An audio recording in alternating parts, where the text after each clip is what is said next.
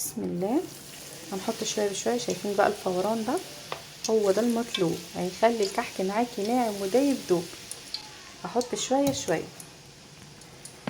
النهارده انا هعمل 2 كيلو بس. معايا 2 كيلو دقيق منخول، معايا 6 معالق كبار من السمسم، و4 معالق ممسوحين من ريحه الكحك، وبحط رشه بسيطه من الملح اللي هي على جنب دي، رشه بسيطه. معايا معلقتين كبار من الخميره الفوريه، ومعايا كوبايتين لبن. هي دي كل المقادير بتاعتنا.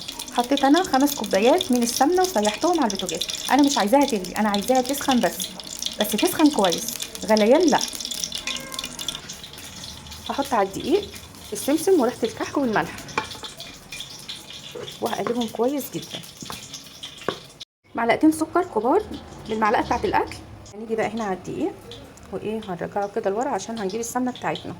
بسم الله. شايفين اهي ما شاء الله سخنت بس ما غليتش. واللي هي الفتافيت اللي في الاخر دي اللي احنا عملناها في البدايه، سيحنا كرة من السمنه البلدي وحطيناها على السمنه النباتي علشان توفر معانا. بسم الله.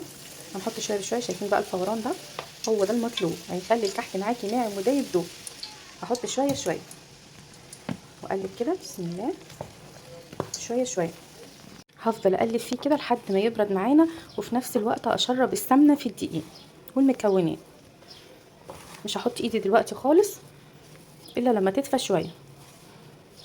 خلاص كده بردت شويه. هجيب بوله فاضيه احط فيها معلقتين كبار من السكر، معلقتين كبار من الخميره، احط فيها كوبايتين من اللبن. بسم الله. وهقلبهم كويس واسيبهم لحد ما يختمروا 10 دقايق علشان نشوف نوعيه الخميره كويسه ولا لا. خلاص كده. بسم الله. بحط بقى شويه بشويه. بسم الله. وابتدي ان انا مش هعجن العجينه، احنا هنلمها. بسم الله. بسم الله. شايفين انا بلمها ازاي؟ اهي كده اهي، لان احنا في البدايه خلاص شربنا السمنه بالدقيق، مش عايزين عجين، مش عايزين الماده الجلوتينيه تطلع في الكحك علشان يبقى ناعم معاكي. احنا كده دلوقتي بنلمه. خلاص كده ما شاء الله. اخد بقى حته من العجينه واكورها. لو شققت من الجناب تبقى كده العجينه مش مظبوطه معاكي.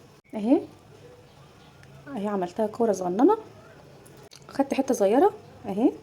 شايفين ما اتشققتش خالص من الجناب كده، يبقى العجينه بتاعتنا مظبوطه جدا ومقاديرنا مظبوطه. ونسيبها تريح 5 دقايق ونبتدي نشكلها. النقشه دي بصراحه جميله في منتهى الجمال. ناخد واحده تاني وبروح مكوراها، بحطها تبطيطه صغيره، وابتدي ان انا اعملها بالمنقاش.